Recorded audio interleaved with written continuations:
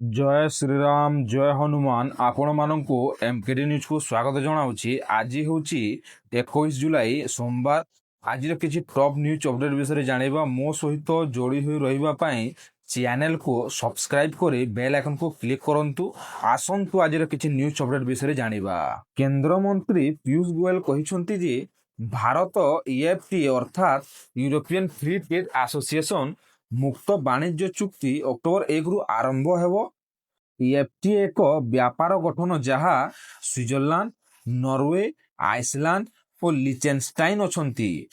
भारत सह ईएफटी चुक्ति अनुଯାୟୀ ଏହି ଦେଶମାନେ ଭାରତରେ 100 ଅରବ ଡଲାର ନିବେଶ କରିବେ। ଏହି व्यापार ଚୁକ୍ତି ଦ୍ୱାରା ଦୁଇ ପକ୍ଷ ମଧ୍ୟରେ ଶୁଳ୍କ ହ୍ରାସ, ରୋଜଗାର ସୃଷ୍ଟି ଓ व्यापार अवसर वृद्धि ହେବ। ଏହା ଭାରତର ଆର୍ଥିକ ବୃଦ୍ଧିକୁ ଗତି ଦେବ। ଭାରତ 2036 ଅଲିମ୍ପିକ ଆୟୋଜନ ଦଳରେ ପ୍ରବେଶ କରିଥିବାରୁ ଗୃହମନ୍ତ୍ରୀ ଅମିତ ଶାହା ଶୁକ୍ରବାର କହିଛନ୍ତି ଯେ ପ୍ରାୟ 3000 ଖେଳାଳିଙ୍କୁ କ୍ରୀଡ଼ା ପ୍ରସ୍ତୁତି ପାଇଁ ମାସିକ 50,000 ଟଙ୍କା ଲେଖାଏଁ ବୃତ୍ତି ପ୍ରଦାନ କରାଯିବ ଏବଂ ଆଶା କରିଛନ୍ତି ଯେ ଦେଶ ପଦକ ତାଲିକାରେ ଶ୍ରେଷ୍ଠ 5ଟି ଦେଶ ମଧ୍ୟରେ ରହିବ। ବଲଙ୍ଗାରେ ଜଣେ ନାବାଳିକାଙ୍କୁ ଜୀବନ୍ତ ପୋଡ଼ି ହତ୍ୟା କରିବା ଚେଷ୍ଟା ଘଟଣାରେ ବିରୋଧୀ ଦଳ ନେତା ଏବଂ ପୂର୍ବତନ ମୁଖ୍ୟମନ୍ତ୍ରୀ ଶ୍ରୀ ନବୀନ ପଟ୍ଟନାୟକ ଗଭୀର ମର୍ମାହତ ହେବା ଓ ଚିନ୍ତା ବ୍ୟକ୍ତ କରିଛନ୍ତି। ସେ ଏହାକୁ ଦିବାଲୋକର ଅପରାଧ ବୋଲି ବର୍ଣ୍ଣନା କରିଛନ୍ତି। ପାଟନା ଏମ୍ସରେ ଓଡ଼ିଆ ମେଡିକାଲ ଛାତ୍ର ରାଘବେନ୍ଦ୍ର ସାହୁଙ୍କ ସନ୍ଦେହଜନକ ମୃତ୍ୟୁ ଘଟିଛି। ହଷ୍ଟେଲ ରୁମ୍ରେ ବେହୋସ ଅବସ୍ଥାରେ ମିଳିଥିବା ପରେ ଡାକ୍ତରମାନେ ତାଙ୍କୁ ମୃତ ଘୋଷଣା କରିଛନ୍ତି। ଆତ୍ମହତ୍ୟା କରିଥିବା ନେଇ ଅନୁମାନ କରାଯାଉଛି। ରାଜ୍ୟରେ ବିଭିନ୍ନ ଶିକ୍ଷାନୁଷ୍ଠାନରେ ଛାତ୍ରୀଙ୍କ ଉପରେ ବଢ଼ୁଥିବା ନିର୍ଯାତନା ଓ ଅପରାଧ ଘଟଣାକୁ ଦୃଷ୍ଟିରେ ରଖି ରାଜ୍ୟ ସରକାର ଶୂନ୍ୟ ସହନଶୀଳ ନୀତି ଗ୍ରହଣ କରିଛନ୍ତି। ଛାତ୍ରୀଙ୍କ ସୁରକ୍ଷା ଓ ନିରାପତ୍ତା ସୁନିଶ୍ଚିତ କରିବା ପାଇଁ ଶକ୍ତିଶ୍ରୀ ନାମକ କାର୍ଯ୍ୟକ୍ରମ ଆରମ୍ଭ କରାଯାଇଛି। ଏହି କାର୍ଯ୍ୟକ୍ରମ ଉଚ୍ଚଶିକ୍ଷା ବିଭାଗ ଅଧୀନରେ ରହି 16ଟି ବିଶ୍ୱବିଦ୍ୟାଳୟ ଓ 730ଟି ସରକାରୀ ଏବଂ ଅନୁଦାନ ପ୍ରାପ୍ତ ମହାବିଦ୍ୟାଳୟରେ କାର୍ଯ୍ୟକାରୀ ହେବ। ମୁଖ୍ୟମନ୍ତ୍ରୀ ଶ୍ରୀ ମୋହନ ଚରଣ ମାଝୀ ଏହା ଘୋଷଣା କରିଛନ୍ତି। ଏହା ମାଧ୍ୟମରେ ଶିକ୍ଷାନୁଷ୍ଠାନ ଭିତରେ ଭୟମୁକ୍ତ ପରିବେଶ ସୃଷ୍ଟି ହେବ ବୋଲି ସେ କହିଛନ୍ତି। ମୟୂରଭଞ୍ଜରେ ଶିଳ୍ପ ପ୍ରତିଷ୍ଠାକୁ ନେଇ ପଲ୍ଲୀ ସଭାରେ ଉତ୍ତେଜନା, ବ୍ଲକ ଘେରାଉ ଓ ପୋଲିସ ଲାଠିଚାର୍ଜ।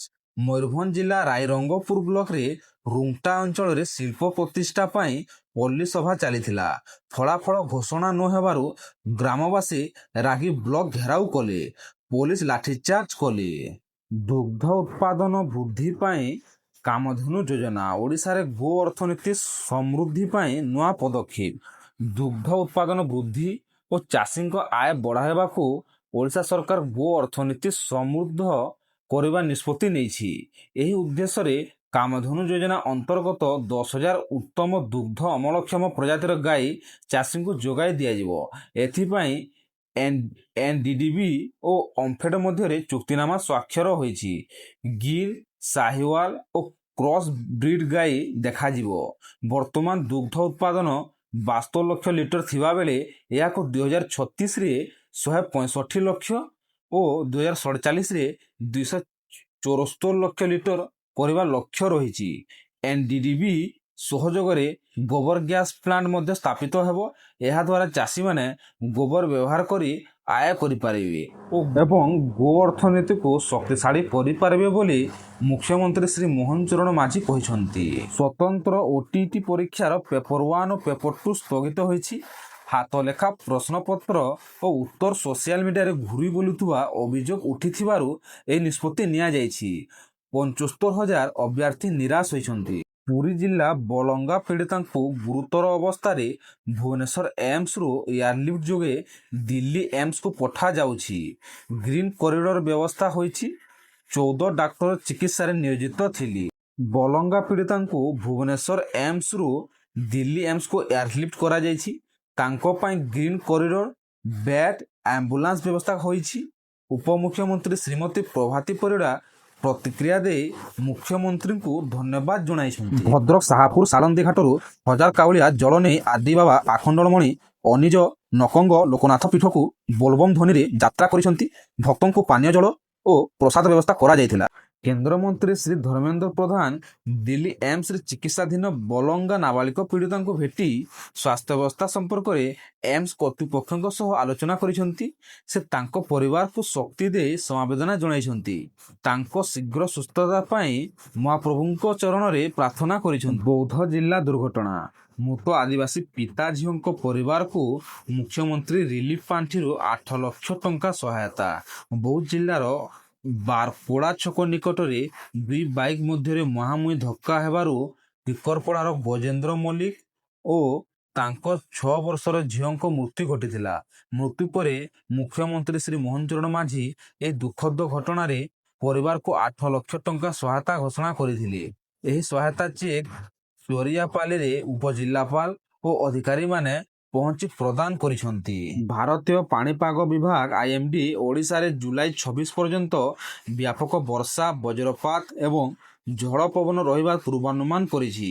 ଓଡ଼ିଶା ଉପରେ ଟ୍ରଫ୍ ଓ ଉପର ବାୟୁ ଘୂର୍ଣ୍ଣିବଳୟର ପ୍ରଭାବ ଦେଖାଦେଉଛି।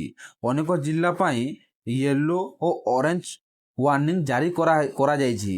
ମୟୂରଭଞ୍ଜ, କେନ୍ଦୁଝର, ଗଞ୍ଜାମ, ମାଲକାନଗିରି ଓ ରାୟଗଡ଼ା ସହିତ ଅନ୍ୟାନ୍ୟ ଅଞ୍ଚଳରେ ପ୍ରବଳ ବର୍ଷା ଓ ବଜ୍ରପାତ ସମ୍ଭାବନା ଅଛି। ଲୋକମାନେ ସତର୍କ ରହି ଆବଶ୍ୟକ ସାବଧାନ ଅବଲମ୍ବନ କରିବାକୁ IMD ପରାମର୍ଶ ଦେଇଛି। IFS ଅର୍ଥାତ୍ ଭାରତୀୟ ବନ ସେବାରେ ଓଡ଼ିଆ ମହିଳାଙ୍କ ଐତିହାସିକ ନେତୃତ୍ୱ ଅନିତା କରଣ ଓ ମୋନାଲିସା ଦାସ IFS ଆସୋସିଏସନର ନୂତନ ସଭାପତି ଓ ମହାସଚିବ ଭାବେ ନିର୍ବାଚିତ ହୋଇଛନ୍ତି। ପ୍ରଥମ ଥର ପାଇଁ ଏକ ସମ୍ପୂର୍ଣ୍ଣ ମହିଳା ଦଳ ଏହି ଜାତୀୟ ସଂସ୍ଥାର ନେତୃତ୍ୱ ନେଉଛନ୍ତି, ଯାହା ଲିଙ୍ଗ ସମତାରେ ଐତିହାସିକ ପଦକ୍ଷେପ। ପେଟ୍ରୋଲ ବିକ୍ରୟ ନିୟମରେ ପରିବର୍ତ୍ତନ ହୋଇଛି। ସୋମବାରଠାରୁ 21 ଜୁଲାଇ ସାରା ଓଡ଼ିଶାରେ ଖୋଲା ପାତ୍ର ଅର୍ଥାତ୍ ପ୍ଲାଷ୍ଟିକ ବୋତଲରେ ତେଲ ବିକ୍ରି ବନ୍ଦ ହେବ। ବାଲେଶ୍ୱର ଓ ପୁରୀର ଅଗ୍ନିକାଣ୍ଡ ଘଟଣା ପରେ ଏହି ନିଷ୍ପତ୍ତି ନିଆଯାଇଛି ଏବଂ ଓଡ଼ିଶା ପେଟ୍ରୋଲିୟମ ଡିଲର୍ସ ଆସୋସିଏସନର ସଭାପତି ଶଶାଙ୍କ ଶେଖର ଏହା କହିଛନ୍ତି। ଭିଜିଲାନ୍ସ ରେଡ୍ DFOଙ୍କ ଠାରୁ 115ଟି ଜମି 1.19 ଲକ୍ଷ ଟଙ୍କା ଜବତ କରିଛି। ଓଡ଼ିଶା ଭିଜିଲାନ୍ସ କେଉଁଝରର DFO ନିତ୍ୟାନନ୍ଦ ନାୟକଙ୍କ ଠାରୁ ଅଧିକ ସମ୍ପତ୍ତି ଥିବା ଅଭିଯୋଗରେ ତଦନ୍ତ ଜାରି କରିଛି। World championship of legend WCL ଦ୍ୱିତୀୟ ଭାରତ-ପାକିସ୍ତାନ ମ୍ୟାଚ୍ ବିବାଦରେ 5 ଜଣ ଭାରତୀୟ ଖେଳାଳି ସାହିଦ ଆଫ୍ରିଦିଙ୍କ ବିବାଦୀୟ କଥାବାର୍ତ୍ତା ଓ କାର୍ଯ୍ୟକଳାପ ପାଇଁ ଖେଳିବାକୁ ଅସ୍ୱୀକାର କରିଛନ୍ତି। ରାଷ୍ଟ୍ରପତି ଭବନରେ ଓଡ଼ିଆ ସିନେମା ନବକଳେବରର ଦର୍ଶନ। ରାଷ୍ଟ୍ରପତି ଶ୍ରୀମତୀ ଦ୍ରୌପଦୀ ମୁର୍ମୁ ରାଷ୍ଟ୍ରପତି ଭବନରେ ଓଡ଼ିଆ ସିନେମା ନବକଳେବର ଦେଖିଛନ୍ତି। ଏହି ଅବସରରେ ଚଳଚ୍ଚିତ୍ର ଟିମ୍ର ସମସ୍ତେ ଉଚ୍ଚପଦସ୍ଥ ଅଧିକାରୀ ଓ ସାଂସଦ ମୁନା ଖାଁ ଉପସ୍ଥିତ ଥିଲେ। ଡନ୍ ନିର୍ଦ୍ଦେଶକ ଚନ୍ଦ୍ର ବାରଟଙ୍କ ପରଲୋକ। ବଲିଉଡର ପ୍ରଥମ ଡନ୍ ନିର୍ଦ୍ଦେଶକ ଚନ୍ଦ୍ର ବାରଟଙ୍କ 86 ବର୍ଷ ବୟସରେ ଦେହାନ୍ତ ହୋଇଛି। 1978ରେ ତିଆରି ହୋଇଥିବା ସେମାନଙ୍କ ଡନ୍ ଫିଲ୍ମ ସୁପରହିଟ୍ ହୋଇଥିଲା। ଡେଲ୍ଟା ବିମାନରେ ଅଗ୍ନିକାଣ୍ଡ, ଜରୁରୀ ଅବତରଣ। ଆମେରିକାର ଡେଲ୍ଟା ଏୟାରଲାଇନ୍ସର ବୋଇଂ ବିମାନ ଉଡ଼ାଣ ପରେ ଗୋଟିଏ ଇଞ୍ଜିନରେ ଅଗ୍ନିକାଣ୍ଡ ଘଟିବାରୁ ଲସ୍ ଆଞ୍ଜେଲେସରେ ଜରୁରୀ ଅବତରଣ କରିଛି। ରୁଷିଆରେ 5ଟି ଭୂମିକମ୍ପ, ସୁନାମି ଚେତାବନୀ ଜାରି। ପ୍ରଶାନ୍ତ ମହାସାଗରୀୟ ଉପକୂଳରେ ଗୋଟିଏ ଘଣ୍ଟା ମଧ୍ୟରେ 5 ଥର ଭୂମିକମ୍ପ ହୋଇଛି। ତୀବ୍ରତା 7.4 ଥିବା ଏହି ଭୂକମ୍ପ ପରେ କାମଚାଟ୍କା ଉପଦ୍ୱୀପ ପାଇଁ ସୁନାମି ଚେତାବନୀ ଜାରି ହୋଇଛି। ସଂସଦର ମୌସୁମୀ ଅଧିବେଶନ 21 ଜୁଲାଇରୁ। 21 ଜୁଲାଇ ଅର୍ଥାତ୍ ସୋମବାରଠାରୁ ସଂସଦର ମୌସୁମୀ ଅଧିବେଶନ ଆରମ୍ଭ ହେବ। ଏଥିପାଇଁ କେନ୍ଦ୍ର ସରକାର ଆଜି ସର୍ବଦଳୀୟ ବୈଠକ ଡକାଇଛି। ଆଧାର କାର୍ଡରେ ବ୍ଲଡ ଗ୍ରୁପ ଅନ୍ତର୍ଭୁକ୍ତ ପାଇଁ ଦାବି। NCPର ବରିଷ୍ଠ ନେତା ଦୀପର ମାନକର ଆଧାର କାର୍ଡରେ ବ୍ଲଡ ଗ୍ରୁପ ଅନ୍ତର୍ଭୁକ୍ତ କରିବାକୁ କେନ୍ଦ୍ର ସରକାରକୁ ଅନୁରୋଧ କରିଛନ୍ତି। ଅପରେସନ ସିନ୍ଦୁର ଓ ବିମାନ ଦୁର୍ଘଟଣା ଉଦାହରଣ ଦେଇ ଜଣାଇଛନ୍ତି ଯେ ଏହି ସୂଚନା ଜରୁରୀ ସମୟରେ ଜୀବନ ରକ୍ଷା ପାଇଁ ଉପଯୋଗୀ ହେବ।